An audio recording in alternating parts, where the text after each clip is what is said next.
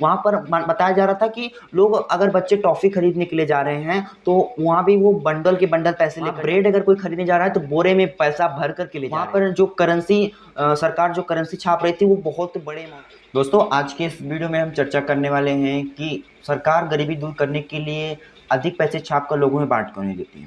दोस्तों, ये थोड़ा गंभीर समस्या या कह सकते हैं गंभीर विषय है, क्योंकि अधिक नोट छाप कर लोगों को देना ये इससे गरीबी नहीं दूर होता, बल्कि इससे और समस्या हो जाएंगी। गरीबी नहीं दूर होगी, गरीबी बढ़ जाएगी और महंगाई बढ़ जाएगा, अर्थव्यवस्था तबाह हो जाएगा कह सकते हैं। ऐसा क्यों होगा? देखिए, सबसे पहले तो जब लोगों के पास पैसा आएगा तो उनकी क्रय शक्ति बढ़ जाएगी, यानी उनके पास परचेजिंग पावर जो है वो बढ़ जाएगी। यानी अब जो पहले अगर उनके पास मान लीजिए 100 रुपये की इनकम थी, तो उसमें जितना वो प्रोडक्ट खरीद सकते थे, अब उनके पास पैसा ज़्यादा हो गया, 100 के बजाय 200 रुपये या 150 रुपये हो गए, तो अब उतने में वो अधिक प्रोडक्ट खरीद सकते हैं, अधिक गुड्स एंड सर्विसेज ले सकते हैं। तो इस केस में क्या हो गया कि यहाँ पर डिमांड उनकी बढ़ गई। डिमांड के मतलब उनकी जो मांग है वो बढ़ गई है। अब क्योंकि मांग अचानक से, क्योंकि जब पैसे बांटे जाएंगे समाज में, लोगों के पास आएंगे तो ये अचानक से आएंगे ना, और अचानक से डिमांड बढ़ जाएगी।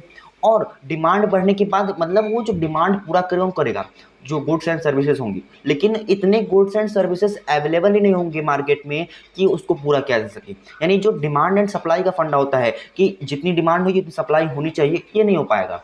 जितनी डिमांड होगी सप्लाई नहीं हो पाएगा, और तब क्या होगा, वस्तुएं महंगी होंगी, यानी गुड्स एंड सर्विसेज जो हैं वो महंगे होने शुरू हो जाएंगे। एग्जांपल में आप समझ सकते हैं, देखिए कोई भी प्रोडक्ट है अगर वो कम है, जैसे गोल्ड करते हैं, गोल्ड क्या है, एक प्रीसियस मेटल है, यानी दुर्लभ संसाधन कह सकते हैं या दुर्लभ धातु कह सकते हैं, जो कम पाया जाता है हमारे एनवायरनमेंट में, ठीक है। अब वो कम है इसलिए वो महंगा है। वहीं कोई ऐसी चीज़ जो बहुत अधिक मात्रा में पाई जाती है वो उसकी वैल्यू कम है, ठीक है। तो गोल्ड क्या है ना, यहाँ पर सस्ता नहीं है, महंगा है, क्योंकि उसकी जो मात्रा है वो कम है। उसी प्रकार से जब किसी वस्तु की मांग अधिक बढ़ जाएगी, यानी अब वो उसकी डिमांड लोग अधिक कर रहे हैं। आपके पास कोई मान लीजिए प्रोडक्ट है और उसको आप बेचना चाह रहे हैं, और आपके पास वो उसके जो पीसेस हैं वो मान लीजिए 10 पीसेस हैं केवल, ठीक है, और उसको खरीदने वाले 50 लोग हैं।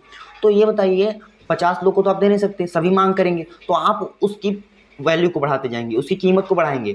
जैसे जैसे कीमत बढ़ाएंगे तो बहुत लोग ऐसे होंगे 50 में घटते जाएंगे, क्योंकि उनके पास परचेजिंग पावर, सबकी परचेजिंग पावर सेम नहीं होती है, तो परचेजिंग पावर सबकी कम, तो तब तक आप प्राइस बढ़ाएंगे जब तक आपके पास जितनी यूनिट है उसके बराबर जो खरीदार हैं, परचेजर्स हैं, बायर्स हैं, वो नहीं आ जाते हैं, ठीक है।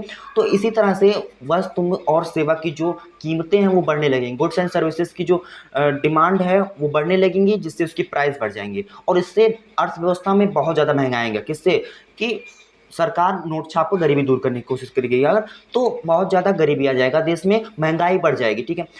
2008 में जो है जिम्बाब्वे ने ऐसा किया था, उसने 80 लाख करोड़ रुपए जो है छाप करके लोगों में बांट दिए। तो वहाँ पर उन्होंने सोचा कि हम गरीबी दूर करेंगे, ठीक है, लोगों को राहत मिलेगी थोड़ी महंगाई से। लेकिन वहाँ इसका उल्टा हुआ, गरीबी तो नहीं दूर हुई, बल्कि गरीबी बढ़ गई, महंगाई कम नहीं हुई, दोगुनी होगी, दोगुनी क्या, बहुत ज़्यादा बढ़ गई महंगाई।